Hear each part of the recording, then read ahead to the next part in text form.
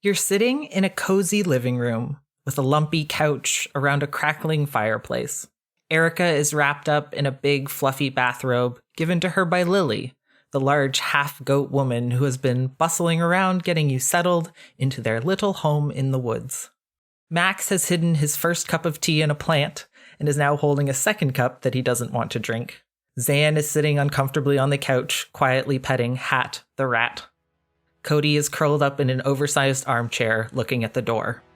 Nuala, the quiet human with braids piled on their head, has just broken the news to Jasmin that turning into animals is not only dangerous, but also greatly feared by most people. The four of you, Max, Erica, Cody, and Zan, are sitting in the living room in awkward silence. What do you do?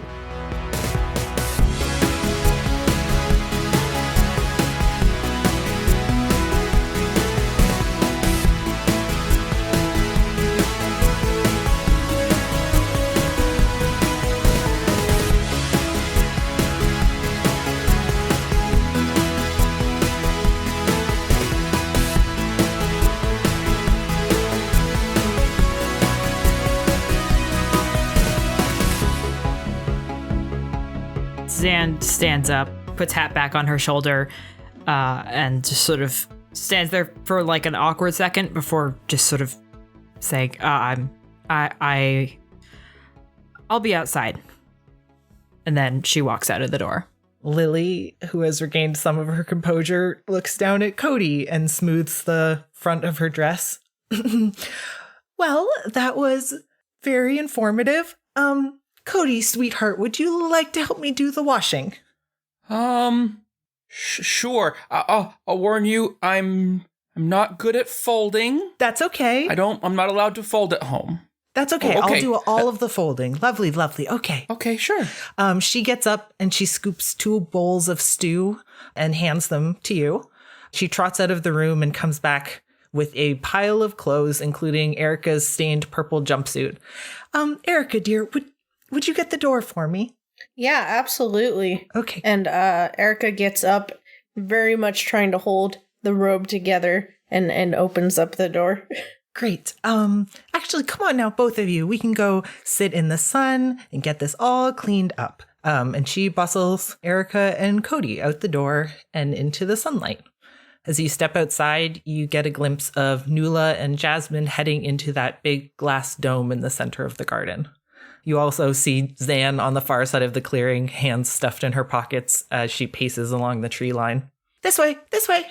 Cody falls slightly behind when he kind of looks over at Jasmin, kind of just squints a little bit, trying to make sure she's okay, but then realizes he's a little bit behind and runs to catch up. Come on, come on. Okay. Erica is also struggling to keep up with this robe trailing behind her. Yeah, it's big and heavy. Cody, upon catching up, sees this and tries to like pick up the back to kind of get some slack off the ground, and like tries a train, to a wedding help veil train. carry it. And I am startled, and I scream because I'm thinking that someone is pulling the robe off of me. But then when I see that it's Cody, I'm like, oh yeah, thank you very much. Just trying to help. Sorry. Okay, between the two of you, you wrangle this giant bathrobe, and Lily leads you down to the stream that cuts through the clearing. And there's like a few wide, flat rocks over here. And Lily dumps the dirty clothes on one of them and gestures the two of you to sit on the other rocks. Eat. She points at the bowls Cody is carrying, and she actually pulls 2 spoons out of her apron and hands them to you. So don't worry about Jasmin. Nuala will take very good care of her. And you all can stay as long as you like. We never get visitors out here other than Remy, of course. And I'm so happy to host. And she starts just like washing the clothes in the stream and is like, so, do you know any songs? I learned to dance. Oh, you did? I love dance. Can I see it? And Cody looks at Erica like, are you going to join me? I don't know if I could manage the dance right now, but I can sing the song for you, Cody. Oh, please. Oh, no. What is the words to Spooky Scary Skeletons? Spooky Scary... Okay. I look at Cody And I shyly start singing, spooky, scary skeletons send shivers down your spine. Shrieking skulls will shock your soul, seal your doom tonight. And I want to see what what Lily's reaction is to these very creepy lyrics is. She is delighted. She is just like lit up. Cody, can you roll a performance check and see? Already have. It's a 14. Oh, nice. Cody does a pretty good dance. He's a little more nervous than last time. Oh, that's wonderful. I love it. Great. Well, but how? I don't know, but I have a feeling you don't have a washing machine. So, how do we do this? A machine. Oh, you eat. I'll do the first couple. And you see she's like pulled some like a bar of bluish soap out of her pocket and is like scrubbing down some of the clothes and then rinsing them. And then she washes Erica's jumpsuit first, and like the purple goo comes right out as soon as she puts the soap on it. Oh, thank goodness, Erica says. And she rinses it and then pulls it out of the stream and just kind of flicks it like off, like not onto either of you. And it's totally dry. And she like folds it up and puts it on the rock next to her and then grabs the next thing and keeps washing. Hey, Erica? Yeah. So like, I haven't gotten to spend a whole lot of time with you, cause you kind of popped out of the tube a little bit after I met everybody else, but, I'm happy you're with us now. Thanks, Cody. I am really happy that you guys found me before you found a way out of there, because I don't know what would have happened to me if you had left without letting me out of that tube. Oh, I didn't even think about that. Oh. Yeah, pretty scary. I'm glad that I'm here and that we have found a friend. And Erica smiles warmly at Lily. Oh, stop. I feel so included. And she's like continues washing and is like paying 1,000% attention to both of you. She loves this interaction. Do you know any more dances? I mean, not right now. I see you said the robe, but like, are there more that we could maybe try sometime? Oh, yeah. I used to learn dances with my cousin a lot. My cousin Paige. Oh, how old is Paige? She is actually 20. Oh. Yeah, she's 20 years old. That's close to my sister's age. Yeah, we're a little bit weird to be learning these dances so old, but it's Nothing weird about dancing. You're right. Thank you, Cody. Oh. You said Jessica's almost 20? Yeah, she's 7 years older than me, so doing 19? Yeah, I think she's 19. Her birthday, I don't know when her birthday is compared to now. It was coming up, but I don't know what day it is. So maybe she's 20 by now? I don't know. Hopefully we can get back soon so that you can spend some time with her for her birthday. Yeah. I bet she'll be really excited to see you.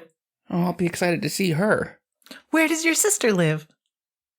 Oh, well, I mean, she goes to college. I guess you live at college. I would think home is home where I am, but she spends most of her time over in Kentucky. You probably don't know where Kentucky is. I don't. I'm so sorry. That's okay. It's a ways off. It takes a bit of time to get there, so I don't see her often. But yeah, where does Paige live, Erica? Oh, Paige and I live in the same town. Oh. In Monmouth. That's cool. But yeah, I miss her. Speaking of age, Lily, if this isn't too rude, how old are you? Oh, not rude at all. I'm 72. I turned 72 last winter. You don't look a day over 30. Oh, you're so sweet. Thank you. I guess that would be weird though if I was 30. Oh, my 30s were just, I was a mess. But, yeah. How old are you two? I am 26. I'm 12. I'm the youngest in our group. Oh, so little. I love kids. I'm almost not a kid anymore. Just a little baby. But So precious. Okay. Put you in my pocket. Cody smiles. Oh, delightful. Lily, do you happen to have any maps or anything laying around? Oh, I'd love to kind of learn more about the area. we do. We do actually have a couple maps. And she like looks over at the dome and she's like, they're in the greenhouse and why don't we go in there after after Jasmin and Nuala have had some time to talk. Do I have any other maps? Oh, yes, actually, in my book, there's a little map at the beginning. Cody, dear, could you go grab the latest edition from the house for me? It's a big green and silver book, and it's on the shelf above the bed. You just go in and through the living room and down the hall, and then you turn to the left, and you go up a little staircase, and then the bedroom's right there, and it's above the bed. Cody started running the moment she'd asked, and he missed the last half of what she said. Okay, great. Thank you, sweetheart. So, good luck. Following directions. Okay, wait. Roll a perception check for your ability to find the book in the house. Okay. That's a 10 plus 2, a 12. Okay. You find yourself in the bathroom and you're like, that's not right. While I'm in there, I do go, just because I'm like, oh, while I'm here, might as well. And then he gets distracted for a moment, looking around the room, then realizes he needs to go find the book, and then goes off again. Okay, great. Yeah, you go up the staircase and there's a big, comfy-looking bed with a bunch of embroidered pillows on it, and above the bed there's a bunch of books. You just grab 3 of them that look right and bring those. Whichever ones are semi-green, anything that could be considered green, I grab. Yes. So you grab 3 books and run back outside and you hand them to Lily and she's like, oh, thank you. Oh, not this one. Not this. Here it is. Taming the Growth, Flora and Fauna in the Yordi region and beyond. It's my book on, well, you can probably guess. Nuala has a way with plants. They could just grow just about anything. So we've been teaming up for years, making a little catalog of as many plants as we can find. She like gestures at their extensive garden. Those are most of the hardy plants. What did you say the name of this place was again? Oh, we're in North Yorty. Okay, North Yordi. Cody pulls out a notebook and writes it down. So let me get this straight. Your character is taking notes. Yeah, Awesome. I love this. New words he didn't know, and he's like, this one keeps coming up. So he pulls out his notebook, and along with his school notes, he literally writes down just that one name, no context. Cody's just been told already by his parents that he really needs to start prepping for the SATs.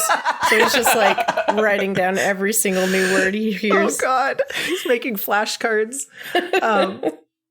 And she says, she actually, when you say that, she flips open the book to the first page and you can see a carefully hand-drawn map of the region. So you can see on this map where there's a little clearing with the house and a dome, and Lily points to that. It's like, that's us.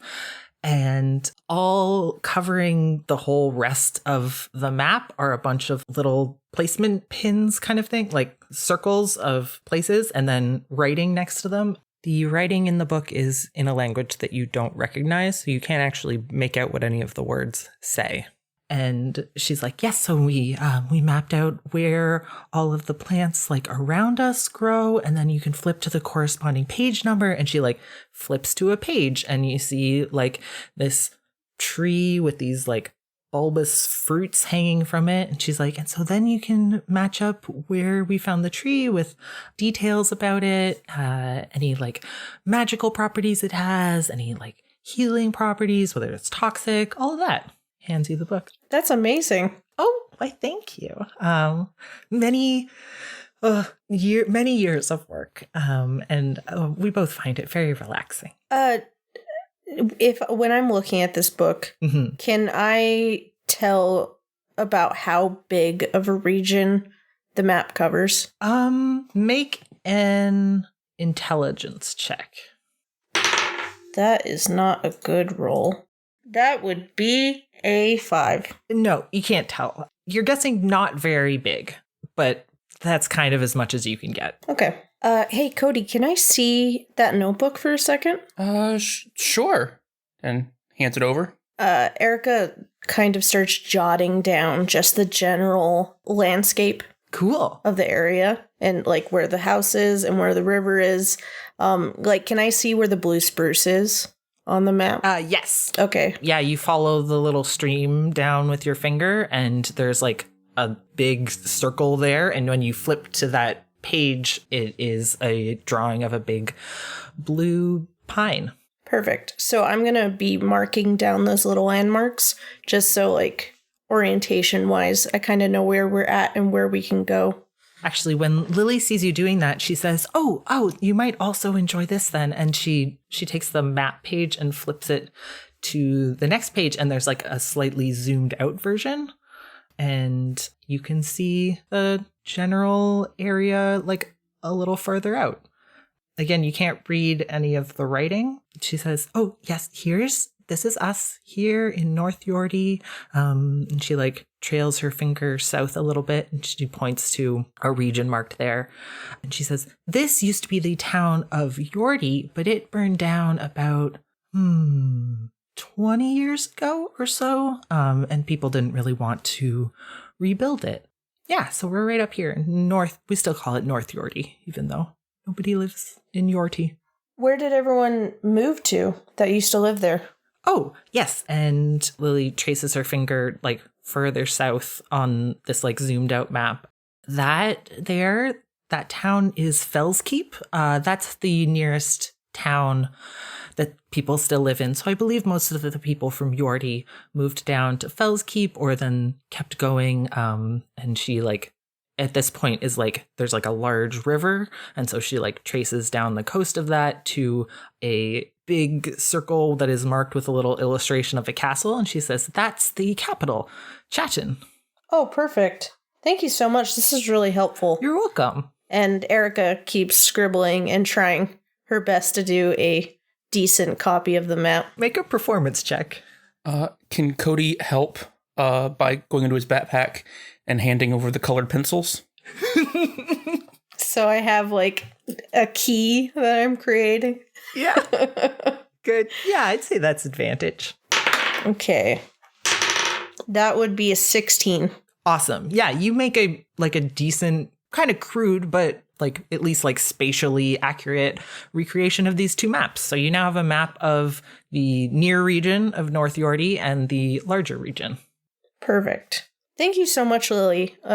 This makes me feel a lot more grounded as to kind of where we are, because it's all very new and a little bit scary. Oh, you're so welcome. It is just great having you here. I don't think you're in trouble. Why are you grounded? Oh, like I have my feet on the ground. Like I know where I am. Oh, okay. You can write that down too. I'm grounded too. You're all grounded. Erica writes down grounded next to Yordi and writes down her best definition of it for Cody. Great. You two are starting your own dictionary. Okay, let's skip over to what Jasmin and Nuala are doing. So, Jasmin, Nuala led you out of the house, and the two of you are walking quietly through their gardens, and you reach the edge of the glass dome. Nuala raises up their hand and places it on the panel of glass in front of you, and they say, I think you'll like it in here. You feel a slight little rumbling at your feet, and the glass panel in front of you slides into the ground, leaving a doorway into the dome. Jasmin jumps a bit when it opens, but when she sees the insides, I think she does visibly relax a bit. She was probably kind of hunched over, hugging herself. Yes. And now she's still hugging herself, but she stands a bit taller. Yes. When you went outside, a teacup jumped out of your arms and went to lay somewhere in the garden. But yeah, you can now see into this dome, and inside there are just must be hundreds of plants. There are these long planter beds and stone shelves with potted plants and glass terrariums with very interesting things in them. Immediately to your left, there's this large wooden table covered in papers and potted plants and gardening tools. And then through the middle of the dome runs a stream, which you saw from outside, and it delivers some water to the planter beds. Go on, Nuala says, and she gestures you inside. Go explore. Don't touch the ones marked with an X. And she puts her hands up in an X pattern. And then they pick up a watering can and start just moving through the shelves, tending to the plants. What do you do? I will probably hesitantly get inside, but then kind of quickly get distracted by all of the different plants, just examining all of the ones that look probably starting with something that looks near familiar and then going stranger and stranger until there's just the really weird plants and admiring them all. Yeah, they come in every shape and color you can imagine. There are some that kind of remind you of plants that you've seen before, like spider plants, tumbling out of a hanging pot. You see some little trees that are planted in the planter beds. All of the fruit and vegetables, the things that look like they could be edible, are strange and weird colors or spiky or glittery or something. But yeah, it's comforting. Nuala? Yeah, Nuala's off just amongst the planter beds checking some plants, but they see you come over and they say, yes, dear, what do you need? I thank you for letting me see these. Could you tell me about some of them? Oh, I keep a lot of plants at home, but they're different from all of these. Yes. Yes, why don't we go on a little tour? And Nuala leads you down the rows of plants, and they point out which ones are safe to eat. They point out a couple which are quite poisonous and say make sure you don't touch these even. The leaves will leave this fine powder on your fingers that will start to seep in, and it has some very bad effects. Do you keep these for medicine? Yes, well, mostly for research. We've been collecting as many different plants as we can find for decades now, and at some point decided that maybe we should start writing it down. So Lily does most of the writing, and I do most of just the tending to the plants, but we've got a pretty decent catalog that we copy out and send down to Fell's Keep, and they have someone there to make copies and kind of distribute information about plants of the kingdom. That sounds like a nice life. It is. We like it out here. A lot of people, we just really like the growth, down in the cities, people, they don't take too kindly to people who are different. So yeah, it's nice out here, not having to deal with any of that. Are you... Which one of you is different to them? Oh, I guess maybe you don't have this concept where you're from, but in general, people who have mutations, I think is the long term, mutas. Subtle mutations are in fashion. Antlers, goblin tails, things that are cute, but not so much people who look more like Lily does. But she's really beautiful. Oh, and this is the first time you've seen Nuala really relax, and they kind of look away for a moment, and then they turn back to you and they say, yes, she is. it really depends where you go, and we don't travel too much.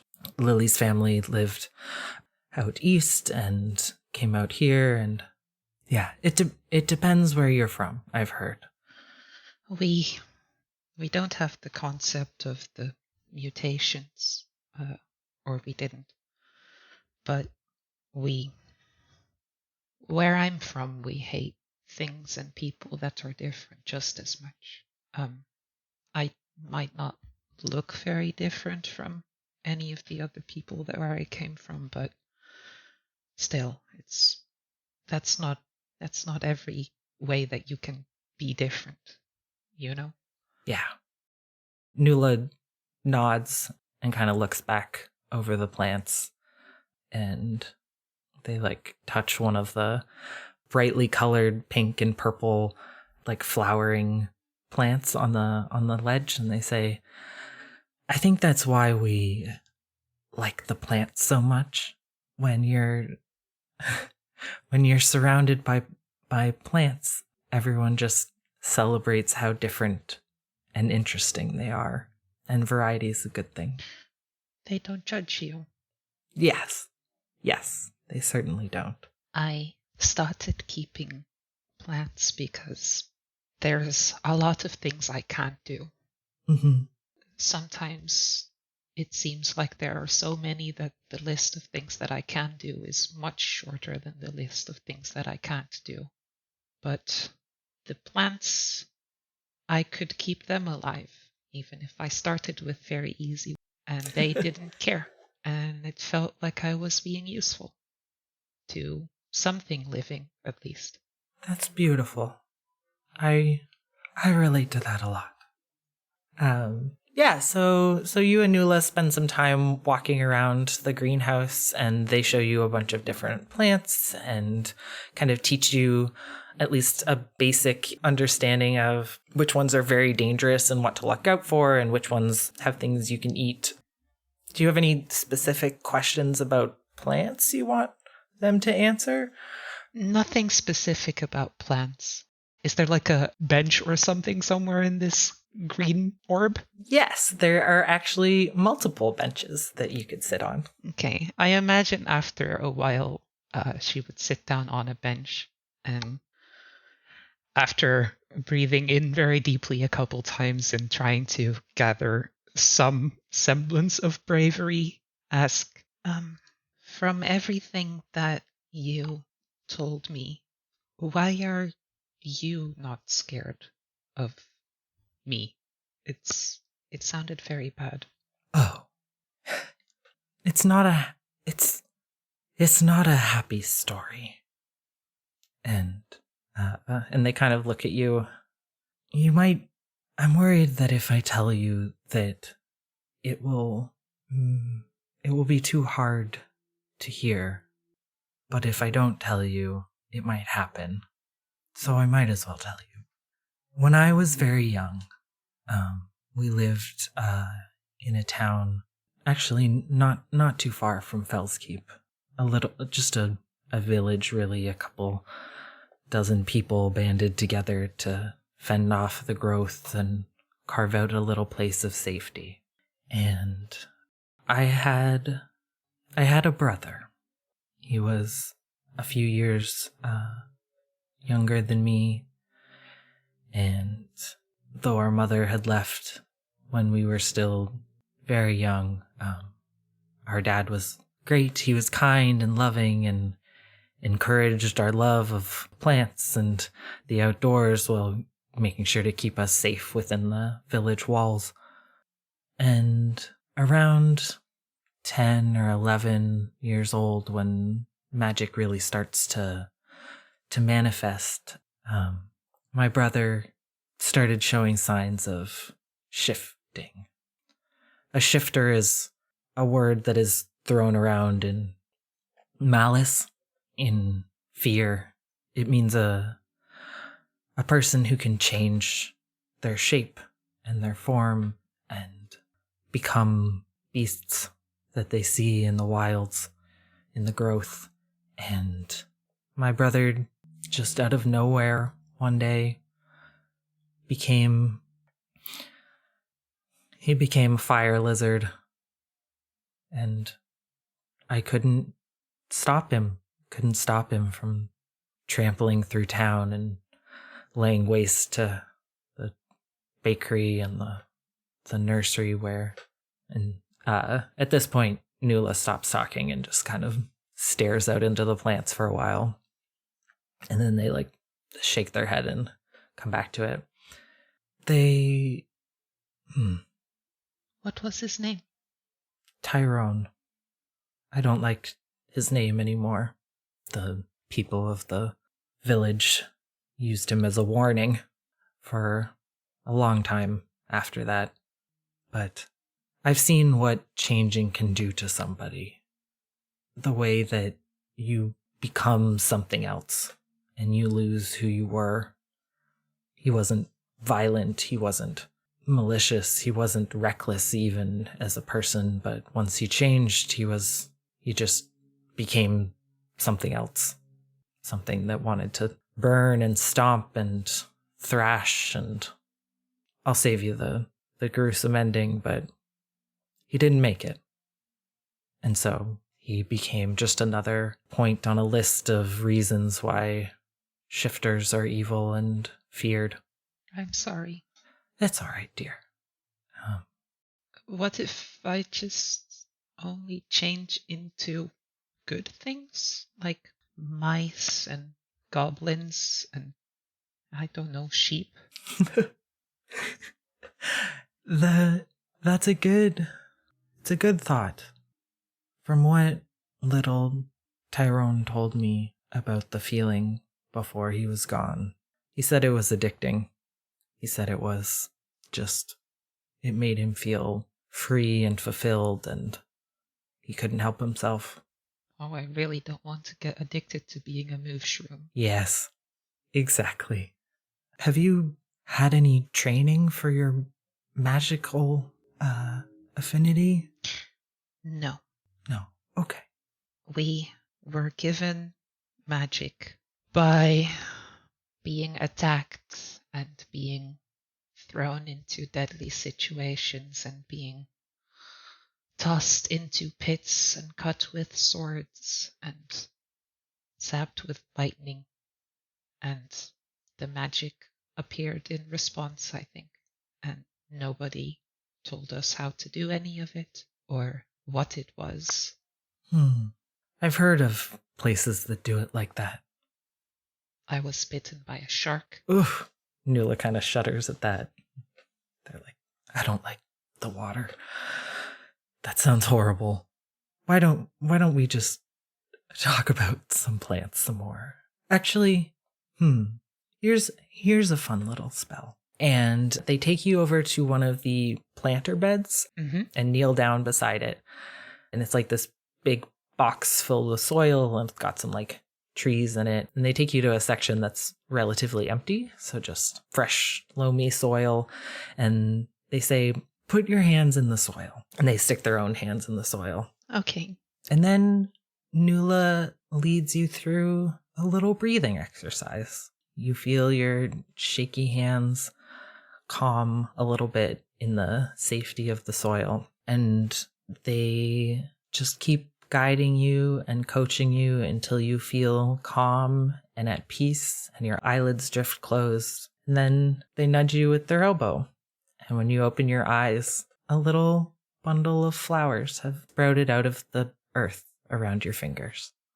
I think that this is the first time since being told the story of Shiftas being dangerous, and after the response to her revelation in the house, that this knot between her eyebrows is disappeared. And she just smiles very brightly. Wonderful. Let's go check in on Max. Max, you're left standing in the living room, holding a second cup of tea. Everyone else left. Cody briefly reappeared and ran through the room, not paying attention to you, and then left with some books. What do you do? Didn't you say Lily brought out a bunch of food? Yes. There's a bunch of like things that look like chips and some dip and these like green orbs that Cody was gorging himself on. There is also a cauldron of stew just kind of like simmering over the fire. Okay, well, Max just kind of awkwardly waved goodbye to Erica and Cody as they left, and then went back to snacking on all the things he could find and walking around aimlessly, just looking at all the things in the room. Okay, great. He's just eating. Cool. Make a dexterity saving throw. Oh, okay. That's a 12? Yeah, plus nothing, so 12. Okay. Yeah, as you're like wandering around, kind of like chomping these green orbs, you're carrying your like longsword, which you've all just had kind of like a mismatch of weapons this whole time, and you never found a place to carefully stow them. And as you're like looking at some pictures framed on the wall, you turn and your longsword just kind of like knocks a potted plant off a ledge, and you try to catch it, but it falls and smashes. Fuck. Shit. I'm gonna try to like scoop up all the pieces and get all the dirt off the floor, and then just kind of look around the room to see if there's somewhere I can hide it. Okay, make a deception check. That is a 7 minus 1. You decide to pour the remains of the potted plant into another potted plant, and as you're pouring it in there, it knocks that potted plant off also and hits the floor and smashes. Oh no. Hey, what are you doing? Nothing? You turn around and the small round woman with antlers and a broken leg is standing in the doorway to one of the other rooms and just like glowering at you. What are you doing in here? Nothing. I'm just eating, you know? Okay, make another deception check. That's a 16. Oh, okay. She believes you, I guess. As you stuff a bunch of crackers in your mouth really fast. Well, you're whatever. You know how to use that thing? She points at the longsword you've been dragging around. Well, no, not really. You're an embarrassment, holding it like that. You're gonna trash my house. Lucky you haven't broken anything yet. All right, let's go, tough guy. Grab the swords off the mantle. Come on. And she points above the fireplace, and you see a pair of crossed swords mounted up there. One long, one short, and Windred's already limping out the door. I'll grab the swords and follow her. She leads you outside. You very easily catch up with her because she is much smaller than you and limping. And she leads you to a open patch of moss in the clearing near the house. There's like a pile of mossy logs in the center, just like overgrown with vegetation. And when you get there, Windred like sizes you up and she says, start with the long sword, not the metal one, the normal one, not that fairy shit you got. And she pulls a stick of incense from her pocket and lights it with a match, then mutters something under her breath and drops the stick on the pile of mossy logs. She shuffles backward quickly and sits on a rock.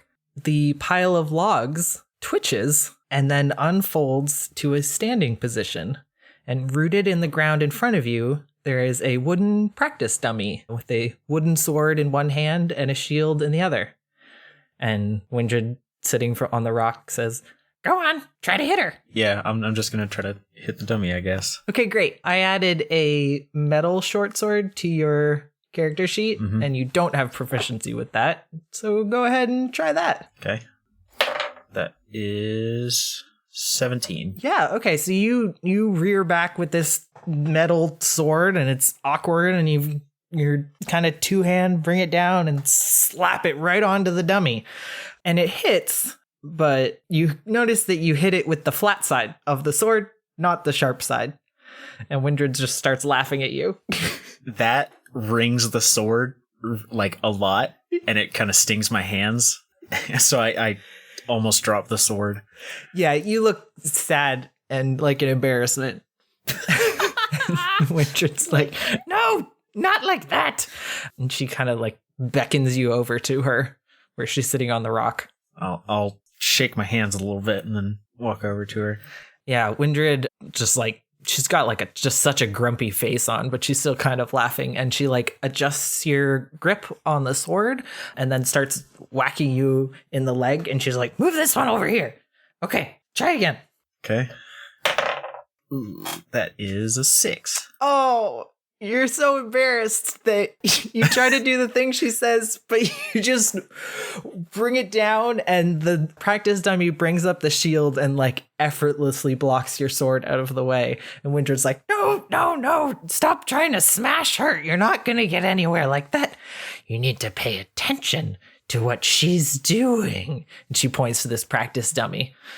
See? Wait for her to make a mistake and then you can strike. Okay. Do you get it? I think so. Okay, good. Do it again. So go ahead and roll another attack. That's a nat 20. Oh, shit. All right, Max, with all of your big buff boy training that you've had in your life, you take a breath and wait for the practice dummy to kind of bring up its sword as though it was going to attack you, and you slam it right underneath. You put a big dent in this wood and it kind of like splurts off some splinters. And Windred's like, nice. All right, maybe you're not a lost cause. Okay, let's try it again. But this time you can do some blocking.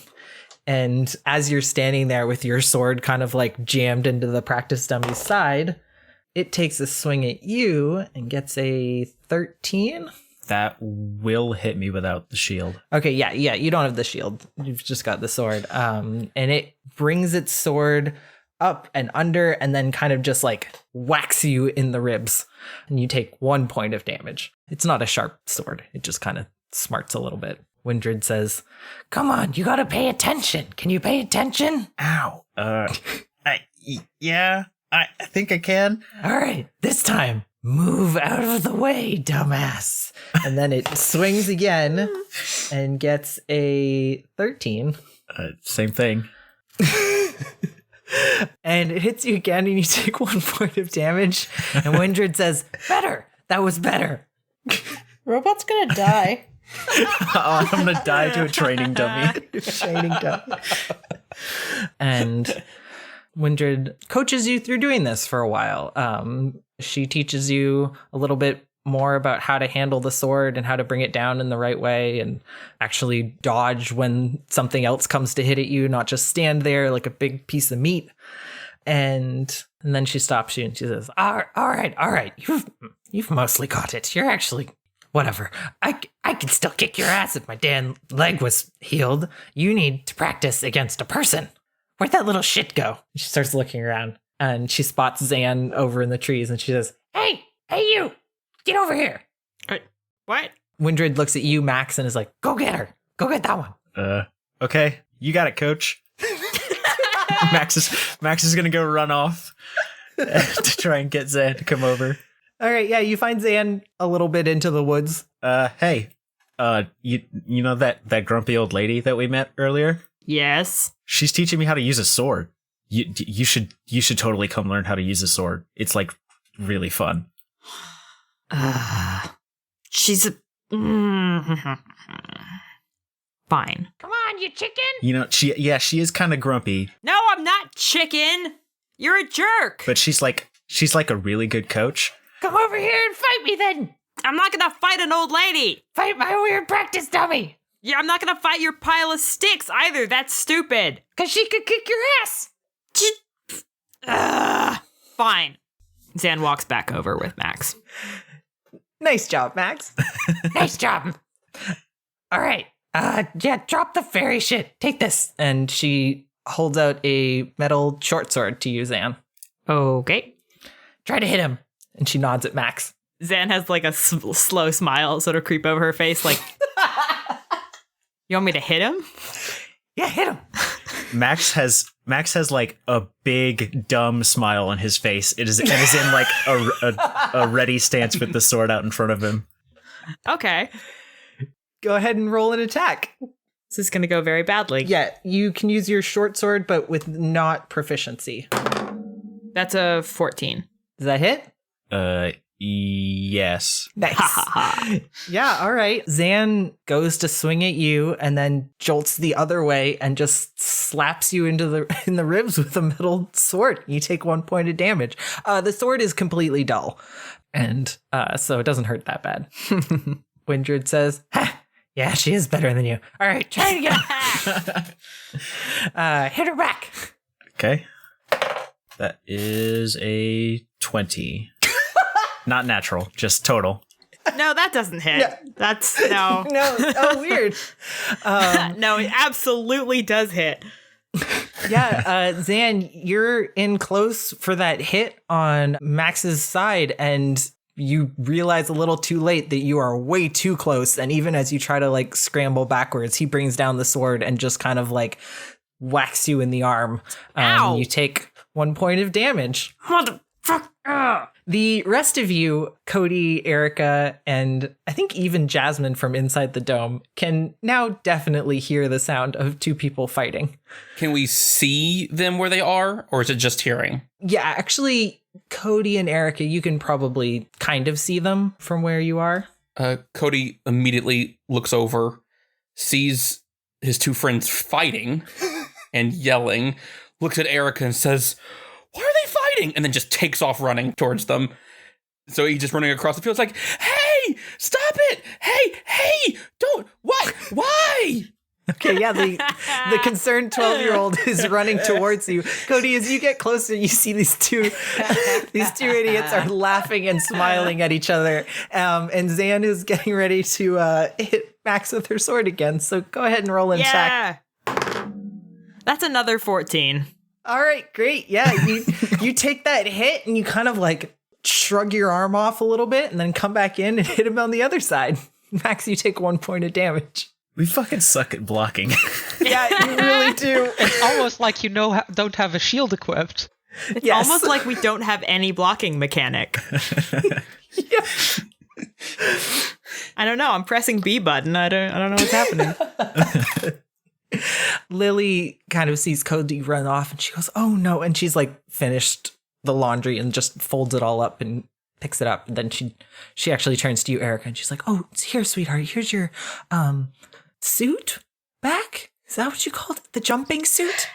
Yeah. Thank you so much. And Erica is trying to pick up like Cody's backpack and his notebook and like the books while also trying to like keep this robe wrapped around her and also carry the jumpsuit. And it's just like the most awkward mess you've ever seen.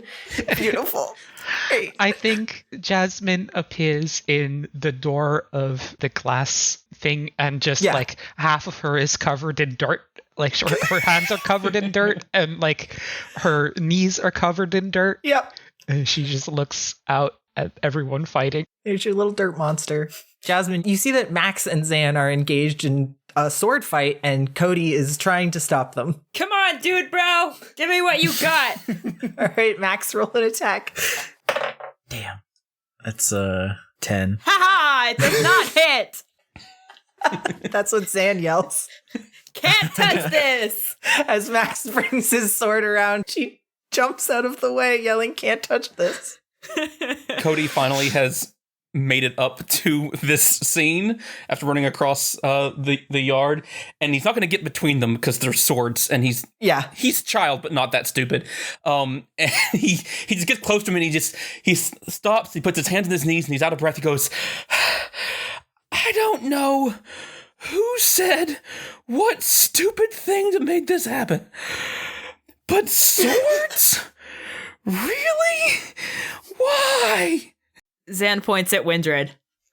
Go, Sam.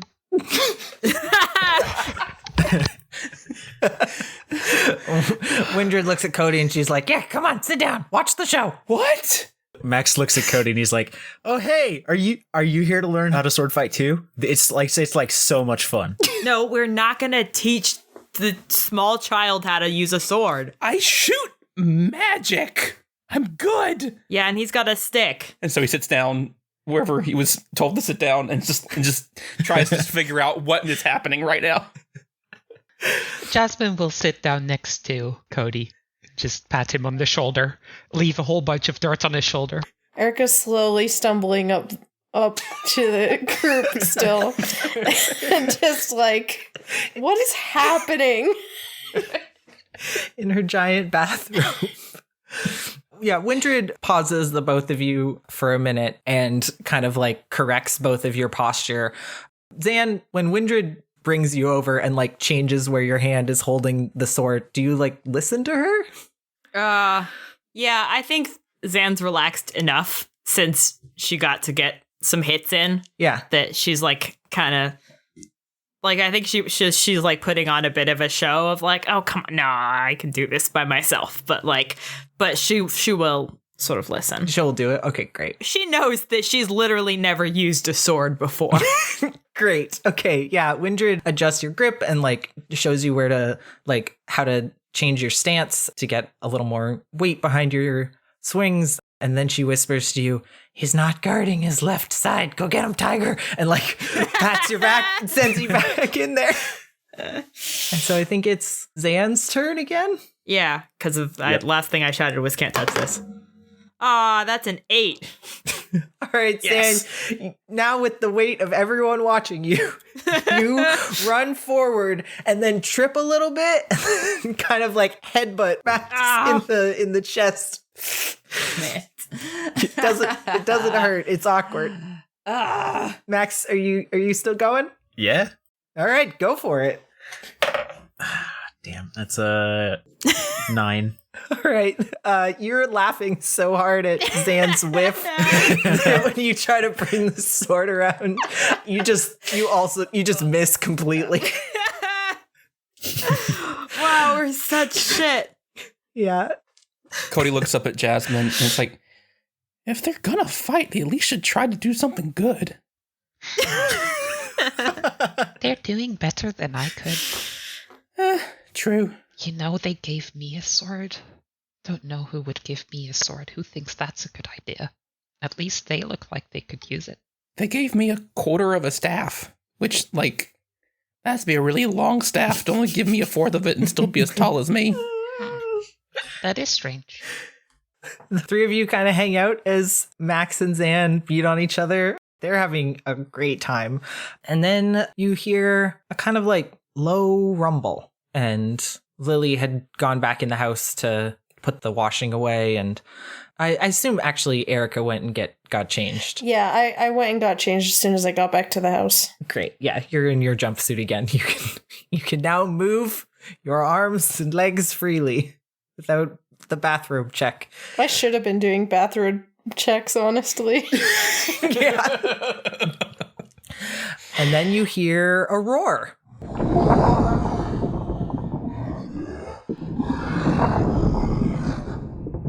What? It's a loud guttural sound, and crashing out of the bushes is a giant rocky beast of some sort. What? It's on 4 legs. It's at least 12 feet tall at the shoulder and covered in moss and algae and dripping with gunk. And then it opens its gaping maw again. You realize that it's not yelling. It's just the sound of 2 rocks grating against each other, and it breathes down over you. This giant rocky quadruped golem lunges towards you.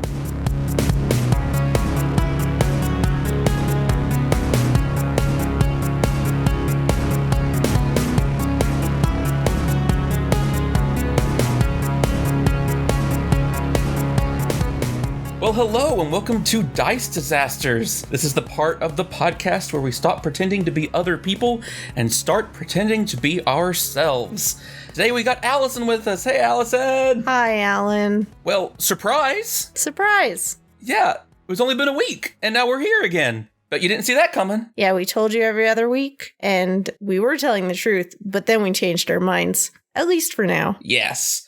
The way it turns out, a lot of us in this world have some extra time on their hands, and we thought it'd be great to give you guys out there some more content, and we found that we can make it pretty fast right now. So yeah, for a little bit, we're going to be going on a weekly basis. I'm the one that manages our social media, and I've seen a lot of really nice like recommendations for the show that people have been putting out on Twitter and stuff. Thank you so much for that, by the way. And one of the things that people have said is that this has been something really nice to keep them company in some, in some harder times. So we want to put out as much content as we can until it's a little bit too hard for us to maintain. So yes, we will be going every week, at least for the next little while. Yeah, and we've had a few new people who've written us to let them know they're listening, and they like burned through the first 6 episodes in like a day and a half. And so I know people are out there really enjoying listening, and we want to help fill some time and with some laughter and good times. So yeah. Yeah. In the meantime, keep tweeting to us, keep letting us know what you're liking, especially now that we've met some NPCs, which is pretty cool. Oh, I love these NPCs. Oliver is amazing at these NPCs. Like I didn't know what to expect going in, but like they've blown my mind. Like so good. Yeah, if you guys like our characters, just wait until you meet the characters that Oliver has come up with. Well, Allison, you mentioned reaching out to us on social media. Where can people find us on social media? Yes, so it's Dice Disasters everywhere. At Dice Disasters Twitter, Facebook.com/Dice Disasters, and then Dice.Disasters on Instagram. We've been having a lot of fun. We just posted a trailer that Alan put together that is absolutely incredible that you should go check out. And it's a really great way to introduce your friends to the show if you want to just kind of give them a taste of what it's like. So yeah, please go check that out. That's on all of our social media channels right now. Yeah, it was so much fun. Like Oliver's artwork already jumps off the page, like just looking at it. But like when I had to get in there and like make it, added some depth to it, was just, I had so much fun making that. It turned out so good. Oh, thank you.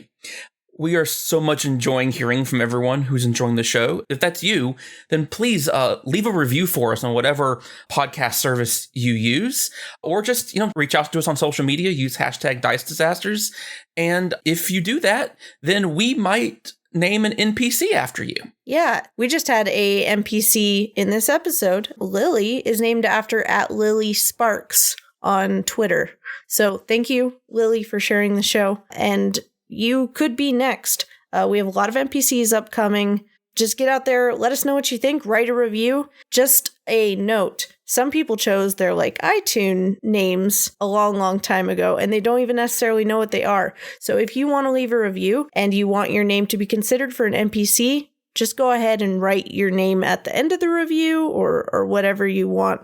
But that's really helpful for us. Otherwise, we're just pulling from whatever those usernames are on iTunes or on Twitter or whatever. Yeah, and another way you can get involved in the show is if you have any ideas for items for our characters to have in this universe, you can submit those on our website, dicedisasters.com, that Allison here wonderfully designed for us. And you can go to there and submit your ideas for Oliver to pull from whenever it's time for us to find items or maybe buy items or however they decide to do that. And we would love to have your ideas, the funny ones, the cool ones, the goofy ones, whatever you got. We just would love to have them. You can always find our character sheets on the site as well. And some people have been joining the Discord to come and chat with us, which is really neat. The link to the Discord is on our site as well. Well, anyways, Allison, it was great to talk to you. It's always great to talk to you, Alan. Oh, so much fun. But I have a feeling our listeners are pretty much gearing up for what's about to happen in the story and are probably like, hey, can y'all stop this? We got to get on with this. Yeah, thanks guys for listening again, and enjoy the rest of the show. Yeah, have fun. Bye.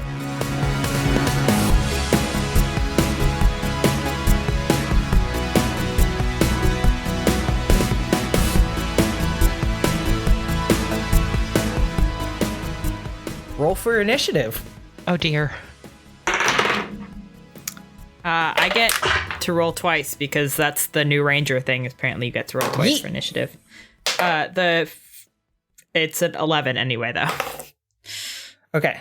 18 for me. I got a 14 minus 1, so 13. Okay. 15. 12 for Cody. Lily is just like, oh no, can you all handle this? Is this, I'm such a bad hostess, but could you handle this? And she's like looking at you. I don't know. And Lily kind of looks at all of you and then scoops up Windred, who has a cast on one leg, and Windred's like, No, let me at it. Give me my sword.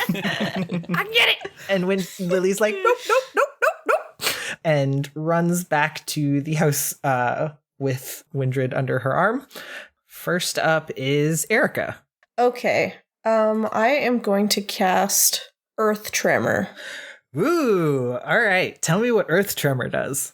So each creature in an area other than you takes 1d6 bludgeoning damage and is knocked prone. It's a dexterity save. Dexterity save? All right. For a half damage and to avoid prone, but they'll take damage no matter what. All right, great. Okay, this towering, rocky golem is lumbering towards you, and you watch as Erica flips through her menu and presses Earth Tremor. And Erica, on your screen, it pops up with a notification that says sing. Oh, shit. Sing. Oh, no. I should never have been a bard. Well, okay, yeah.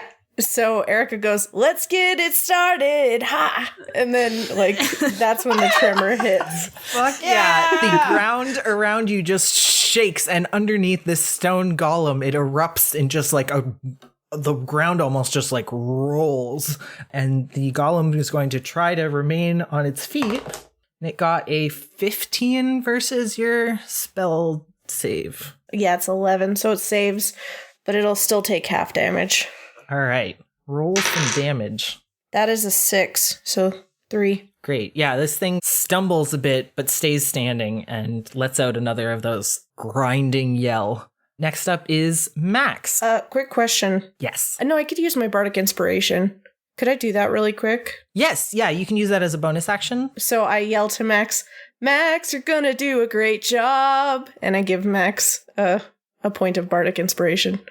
Great. So you now have a d6 that you can add to any d20 roll. Mm-hmm. And you don't have to do it until you have decided you want to. Nice. Max, you are holding a metal longsword, but your fancy summoned one is just like at your feet. So you could easily pick it up and switch if you wanted to. Okay. Am I gonna swap swords? Robot, your chair's so squeaky. You have to remain completely still I while know. you talk. The sword you're using right now is blunt, right? Max isn't thinking about that. Max is just gonna go in. All right, great. Oh, he's so dumb. Yeah, you all watch Max just runs towards this giant stone golem with his metal sword and swings it right down into one of its legs. Go ahead and roll an attack. That is 12. You do not hit. Your sword just like effortlessly slides over one of these rocks, and you're just standing very close to the big golem now. Max, you dumbass, that's a practice sword. Next up is Jasmin. How far away from the goblin am I right now? Oh, the goblin? The golem, sorry. How far away from the golem am I right now? Look, Jasmine always needs to know how far she is from that cat. Yes. I have my priorities straight. Anyway, how far away am I from this golem? Yeah, Teacup kind of like sees this happening, and he was laying outside in the sun, and he like twirls between your legs and then just kind of like trots off into the distance. You're probably 40 feet from the big golem. Would I theoretically be able to get within 15 feet at such an angle that I could hit the golem but not Max with an AoE spell? Yes, I think so. Okay, then I think Jasmine kind of runs towards the side of where Max and the golem are and aims a bit to the right and presses Thunder Wave and then just kind of stomps on the ground, I guess, with 1 foot. So, Thunder Wave. Creatures in area that fail a save, which is a Constitution save, take 2d8 thunder damage and are pushed 10 feet away from you. Half damage on save and are not... This very constitute golem gets a 17. Much constitute. Wow. Yes. Yeah, I expected him to save, but still. That's a 7 plus 5, which is 12. 6 thunder damage. Yeah, out of just like emanating in front of Jasmin, the air kind of smacks forward and hits the golem, who rears back and lets out another of those upsetting, grinding yells.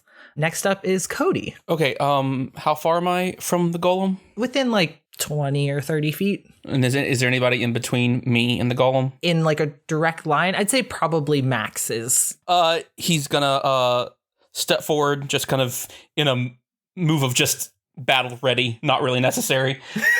He takes one step forward. Yep, because he thinks he needs to, and holds out one of his cards, has a little yellow tint to it, and he's like, "Max, duck!" And he's gonna shoot magic missile at the golem. Nice. Oh no. Max, make a dexterity saving throw. Oh boy. That's 13. All right. Max kind of turns around and is like, huh? Oh, and then leans over a little bit. It didn't matter either way. Yeah, but that's just still. I just wanted to see if Max was able to do it. Gotcha. I'm a fan. Okay, here we go. 3d4s. That is a 4, 3 is a 7, and a 5, 12. Damn. Yeah, these beams of pink and yellow light just stream out of Cody's outstretched hand and slam into the golem, hitting it left, right, left, and little like pieces of stone just shower off to the sides, and the golem yells again, because that's basically all the golem does is yell. And it rolled a really bad initiative, so it's Zan's turn. Oh, rad. I am going to take my ethereal short sword. Great. You drop the practice sword, pick up your fancy one. Yeah. And I'm gonna run and try to hit it.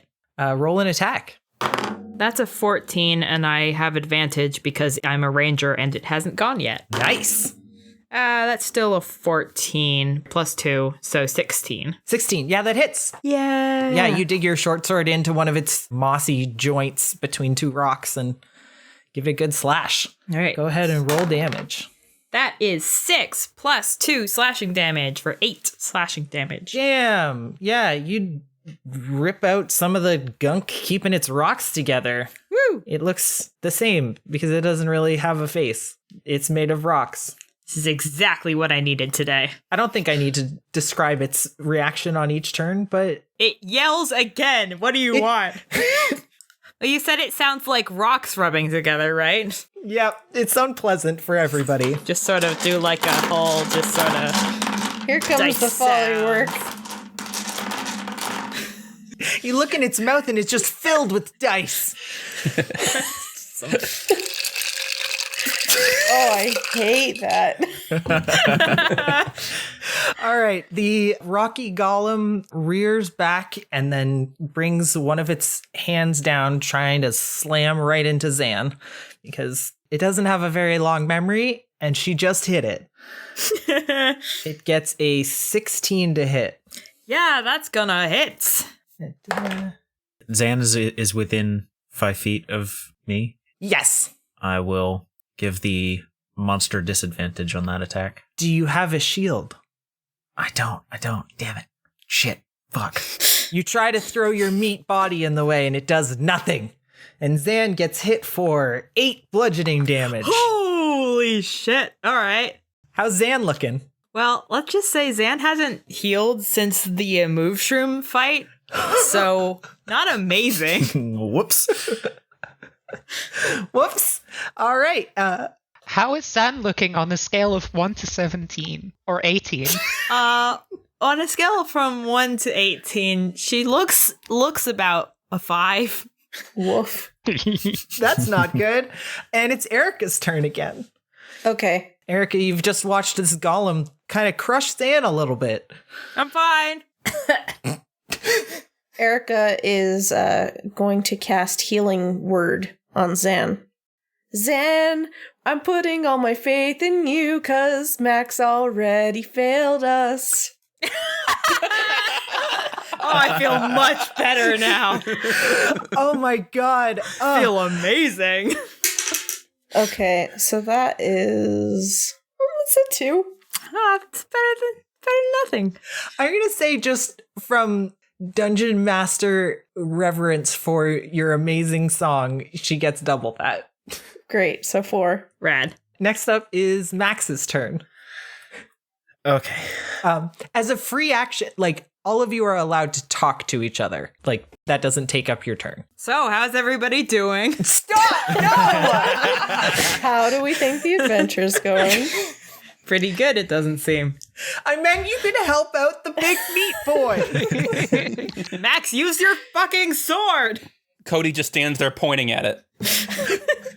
Max realizes that this sword is kind of a shit and throws it away, clicks his wrists together, and hits the button for both his sword and shield. Yes! My genius boy who's not going to take an attack of opportunity trying to go get his other sword. Ugh, I love him.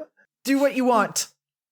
As a bonus action, I'm going to cast Shield of Faith on myself. Max goes into his menu, and now he's glowing. Like glittering. Not like full jumpsuit glowing, but... Stop playing with magic and hit it! And then I'm going to hit it. Oh, nice. Great. That's a 1. F. All right. After all of his amazing menu work, Max rears back and he's way overthinking it. He's like, all right, yeah, I got to put my foot here and then I make sure to adjust my grip. Oh no, I didn't learn one-handed grip. And then he clunks his sword into the golem's big rocky leg and it bounces back and hits him in the head. Max, you take 1 point of damage because you hit yourself with your own sword. It was a very good turn though, sweetie. Okay, Jasmin, your turn. Okay, Jasmin is going to back up about 15 feet. Mm-hmm. And she is going to summon her shield and sword. Oh, shit! Gasp. Yes. And then she is going to stick the sword into the ground, then point with her sword hand at Zan and use Balm of the Summer Court, which means I can give you HP. Wait, why'd you get the sword? She wanted to look cool. Shut up. Okay, you get 3 hit points. Listen. Rad. Listen, I don't have that many hit points, so this is pretty good. Everyone else sees a couple flowers bloom in Zan's hair. Aww. Zan, you feel better. What are you looking at? And then she is going to hold up her right hand again and summon a ball of flame and throw it at the column. Nice. Roll a ranged attack. Produce flame. Produce blame. Max did it. Max fault. Spell attack bonus is +5. That would be a 13 total. 13, unfortunately, does not hit. Okay. So, Zan, you feel better, and then you kind of go, what? And move to the side as a ball of flame shoots past you. Sorry. At least you didn't hit me. That's my head itchy. It is Cody's turn. Well, Cody's gonna look down at his card and go, well, little stinker, you worked last time. Let's do it again. Magic missile. Little stinker. That's a 4, 5, 11. More beams of beautiful pink and yellow light shoot out of Cody's hand and slam into this golem, and a couple more chunks of rock fly off. Oh, how much does this guy take? Jeez. It is Zan's turn. I'm gonna hit it again. Oh, nice. Yeah, I thought that'd be cool. That's a 9.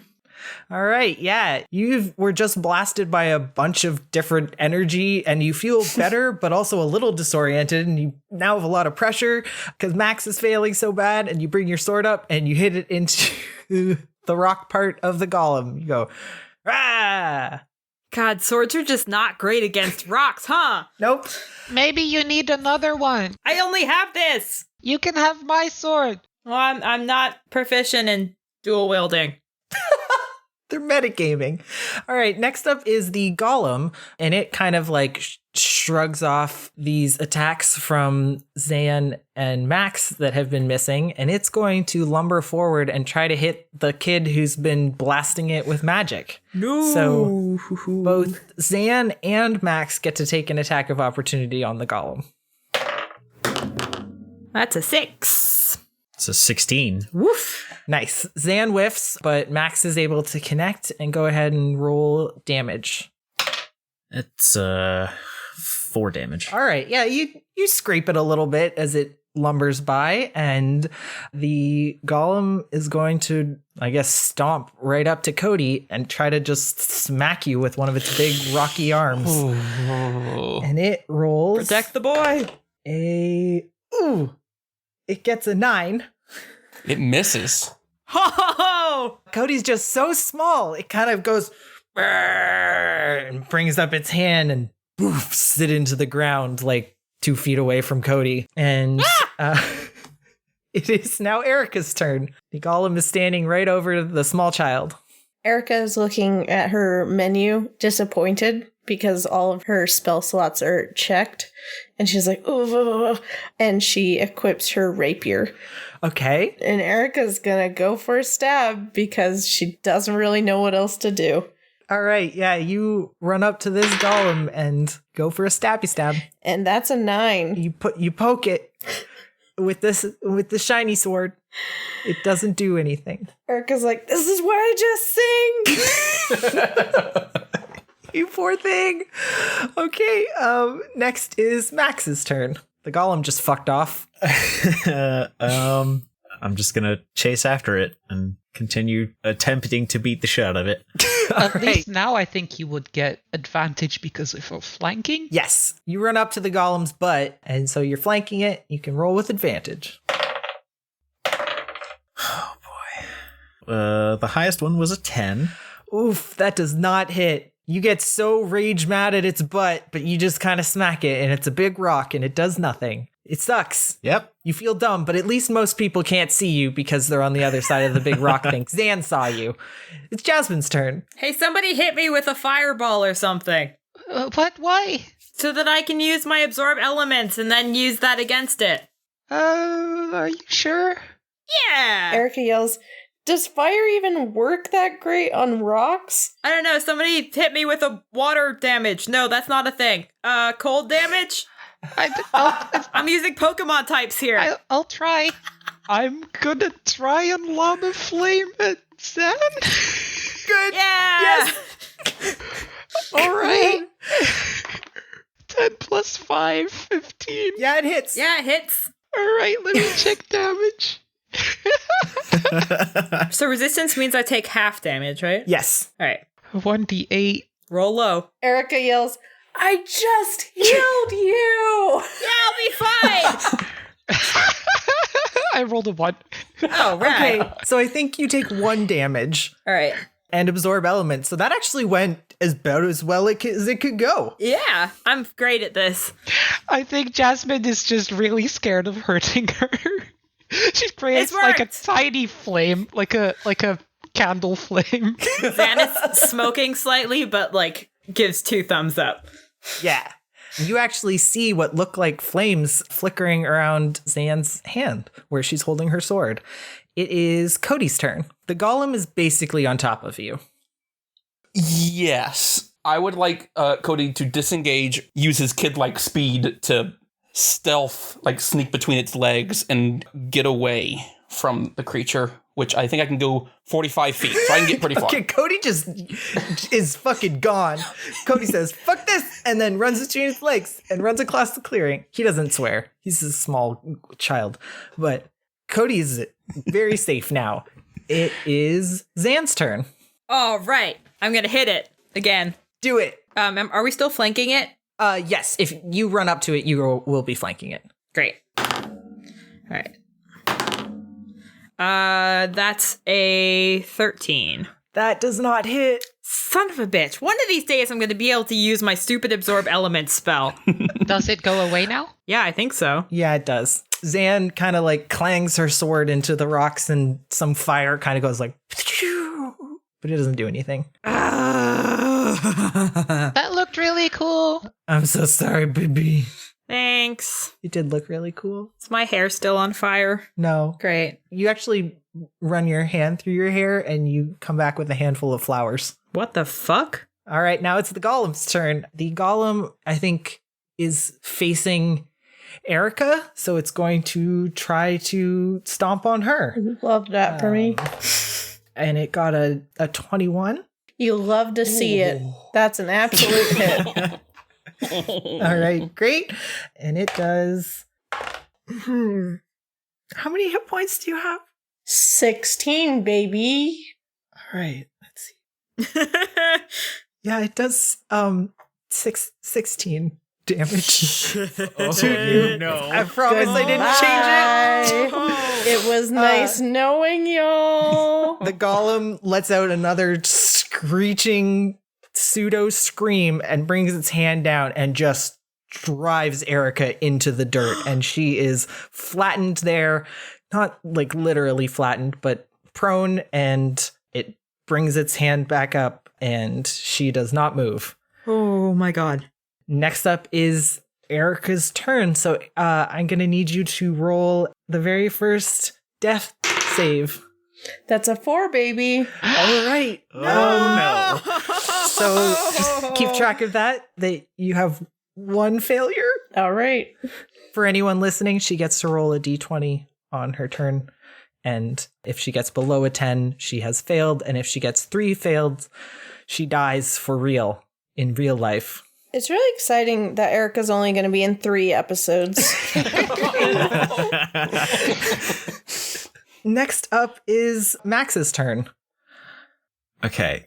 Max watches the golem stomp on Erica in his sulking from his previous failures and is gonna go run over to Erica, and I'll dump all 10 points of lay hands in Erica. Oh, shit. All right. So you see Max rotate around the golem to the other side where Erica is and just drop his longsword and put both of his hands just like right on her chest, and a brilliant burst of pink and purple energy just flows out of him into Erica. And Erica, you are healed for 10 hit points and you wake up with a gasp. Max, I'm really sorry that you said you screwed up. Thanks, bud. How many times am I gonna die? Next is Jasmin's turn. Jasmin kind of looks around in a panic. How does the golem look?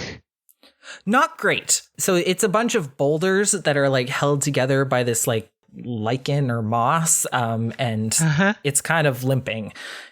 So it doesn't look awesome, but it's still standing. Okay. Could always try fireballing me again. Fuck. And Jasmin is going to run towards it. And I think Jasmin is going to try another thunder wave. So another con save from the big boy, please. Great. You have to aim it so you're either going to hit Zan or Erica and Max. Is thunder an element? It is an element. All right, so I'll hit Zan with it. All right. Yeah! You and the golem. We're rolling Constitution saves. Yes, Constitution. It got a 4, so it does not save. I got a 10. My spell DC is 13, so neither of you save. I am sorry for Rad. the damage I am about to inflict on you. That would be... Oh, I didn't roll too well. I do 6 thunder damage, and both are knocked 10 feet away from me. Oh, great. Okay. So you kind of scoot them both backwards in a blast of sound that comes out of you. Erica and Max, you are now out of like melee range of the golem. And it's just kind of shakes itself off. And as it does that, a couple of the boulders just kind of fall loose off of it. Got its rocks off. And then it is... Bad. Have you been waiting this whole episode for that one pun? No, I just thought of it. I'm very smart and good. Very proud of you. Thank you. Stone It's cold. It rocked. It's Cody's turn. So the moment that the golem had smashed Erica, he had basically like any anime character that turns around and screams and like the tears kind of like fly off the sides in slow motion. He screamed like bloody kid murder. Wow. Like, no! Like he ran away and then that happened. And so he is angry. Not again! He's going to shoot Ray of Frost at the golem. Make a ranged attack. 18. Nice. Yeah, you hit it squarely in its nasty, rocky jaw. Roll damage. That's 5, and its speed is reduced by 10 feet. All right. Yeah, just more rocks go flying. It basically doesn't have a jaw anymore. It is unable to let out that rumbly scream. And it is Zan's turn. All right, come on. Did you absorb elements? Yeah, I'm going to hit it. Hit it. And really try to hit it this time. For realsies. That's a nat 20 plus 2. Yay! Woo! That means, I think that means that the damage you get from absorb elements is also doubled because all the dice are doubled. Yep. I rolled a 3, so that's 6 plus 2 is 8 for the normal damage. Uh-huh. And then it's 1d6, so that's another 3, so that's another 6. So that's 8 damage and then 6 thunder damage. Zan, how do you want to do this? Yeah! Zan picks herself up off the ground after having been thrown away by the initial thunder wave and holds her sword in one hand and runs back up towards this stupid rock pile and then just jumps and like jabs it into the highest part of this monster that she can. And as soon as it hits, there's this wave of sort of sparks that ripples through the monster and it collapses into just a pile of rocks on the ground. Nice. Zan is perched up top like Monster Hunter style. Da-da-da-da-da-da-da-da. Yes! I finally got to use it! And Lily's in the doorway like, oh my gosh, oh my gosh, oh my gosh, oh my gosh. And Windred's like, yeah! Yeah, did you see that? That was rad. Cody runs back to check on Erica. Erica, are you okay? Yeah, I surprisingly feel a lot better than I did, a few seconds ago. Thank you, Max. Jasmin also runs up and holds out her hand and casts Good Berry and just starts like offering berries one after the other. Excuse me, would you like a berry? How about you? Do you want a berry? Berry? Here's a berry. Oh, why don't you take another one and another one? And why don't you just eat a whole bunch? What do the berries do? I forgot. They satiate you. They heal 1 HP. Oh, do they really? Yep. Yeah. Great, I take a berry. Why don't you just have all 10? Oh, I mean, I think other people got hurt too. Zan, do you need any berries? I could use 1 or 2, yeah. Sure. Here. I can make more of them. I can make another bunch. Nula is hovering over Jasmine's shoulder and is like, what are those? You can have one, Nula. It says they're good berries. She takes the berry and then runs off into the dome, very excited. Max is going to take one and then just shove it in his mouth and then walk over to Zan and be like, this was a really good training session. Can we be like training bros now? Fuck yes. This is the best day so far. Fuck yeah. And then he's going to hold his hand out for what you assume is a fist bump. Zan has to like jump down off of this monster to fist bump, but she does. Nice. Fuck yeah. Good. Cody looks up at Jasmin. Erica can have my berries. And then walks off to kind of sit on the bench with his backpack and just kind of has a moment to collect himself. Okay. What I could really use is maybe a nap. What? Please just eat all of these berries first. Oh, okay, I will eat these berries. Open your mouth. Just put them in. Erica's jaw just like unhinges like a Pez dispenser and just all the berries fall in. Jasmin is just stuffing Erica's mouth with berries right now. Okay, great. That's so unspecific, Kink. So let's go back to the story. Wow. I'm sorry. It was a beautiful moment. I'm sorry. So the sky has been overcast for most of the day. And at this point, you start to feel a couple drops of rain. And then the world goes dark. For a second, you're in pitch black darkness. What? And then everything returns to normal. And Lily looks up at the sky and sighs and says, "Oh, I guess we were due for more rain." Wait, what was that? And then you hear another low rumble from the woods behind you. But this time you recognize it as thunder. But what was the black thing? The darkening? The what? The darkening. The thing just now where it got all black. Oh, sorry. I keep forgetting about your amnesia. That was darkening. It happens, when it's like about to rain, and then it happens, and then you wait a few seconds, and then you hear thunder. And actually, if you count how many seconds it is between the darkening and the thunder, you can tell how far apart the rain is. Isn't that neat? Okay. I don't. It's like lightning, but dark. Oh. Yeah. A good moment for the bros. Yeah. Can we go inside? Yes. Lily kind of shepherds you inside. Okay, come on, let's get inside before we get soaked again. Yes. Erica, do you need help? I'm actually feeling great. Those berries are wild. I don't know if they've got like Vicodin in them or what, but like I'm feeling great. They're the good berries.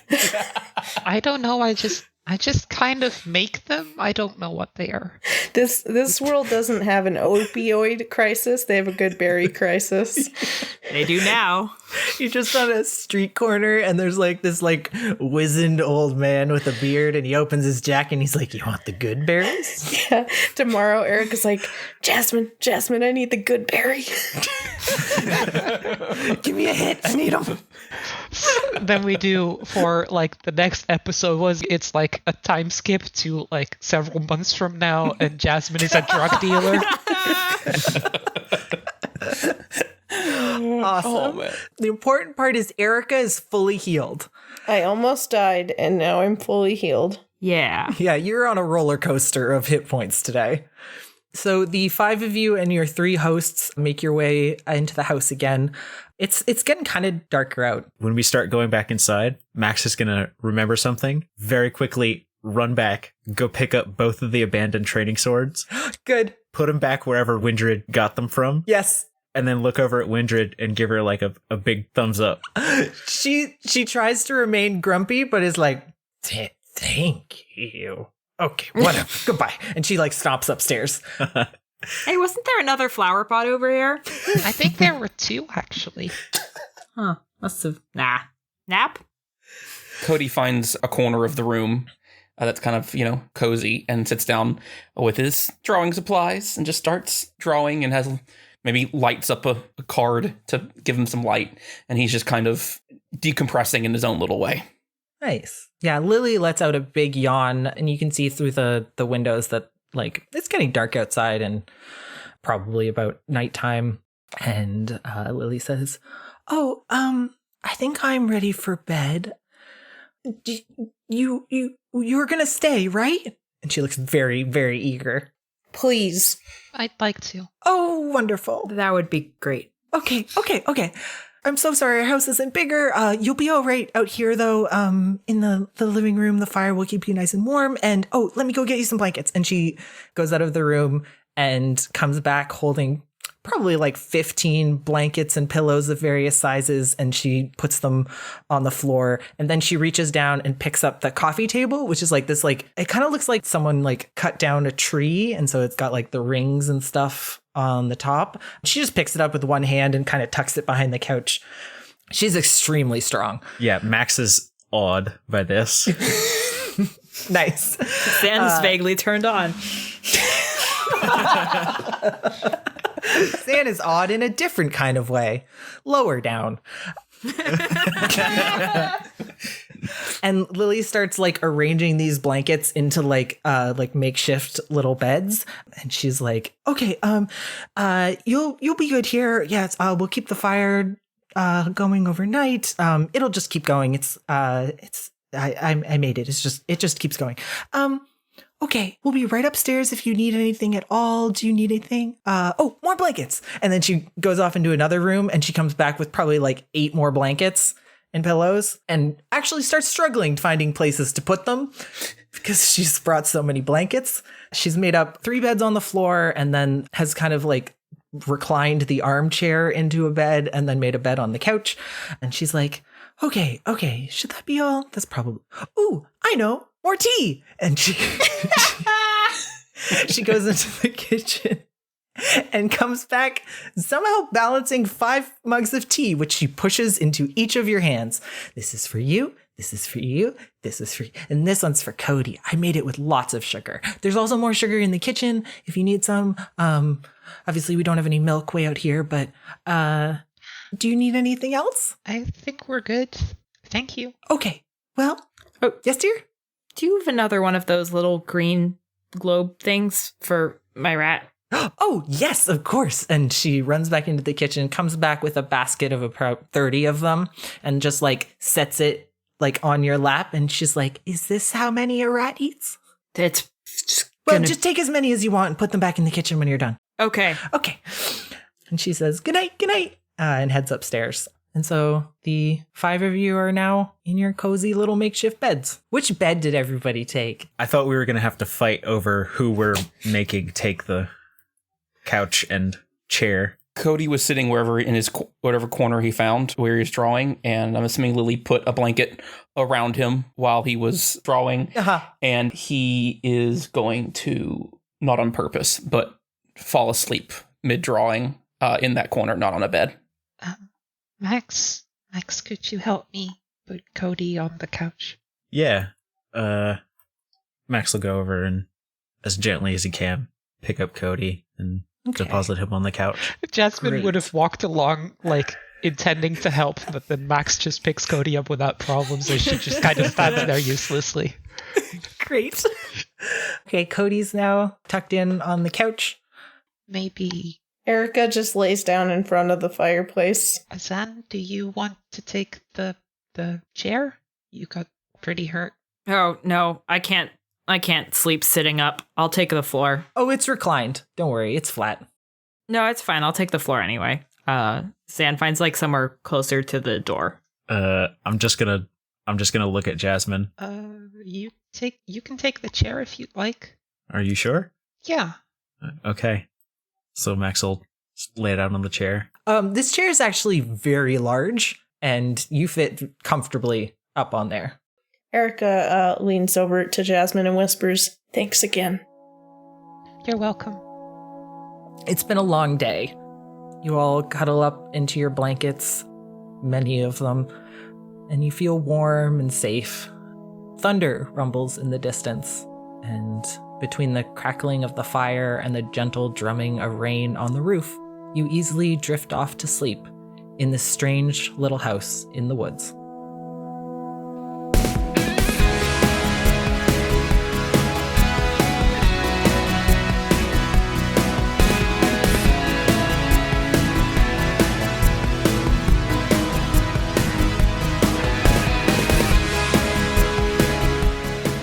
You can find us on Twitter.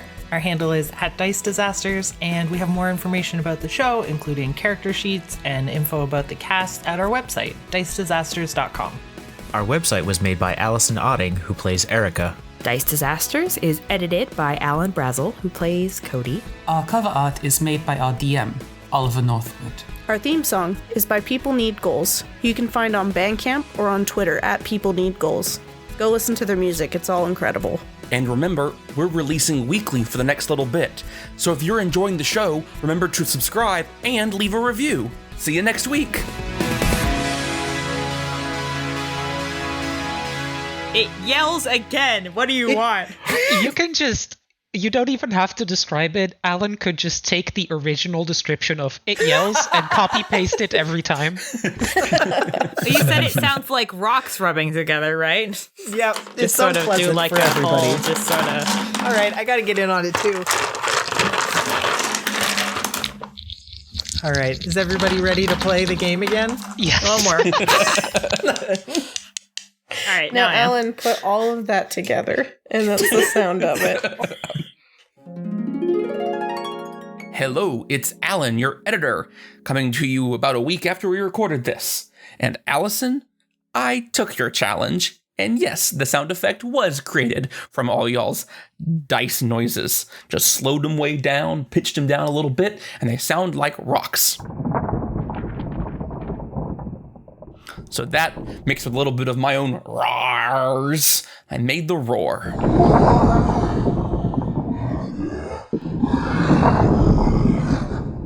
So I think I won your challenge, and I will accept whatever prize you have for me. Just text me sometime and let me know what the prize is, because I have no idea. Bye!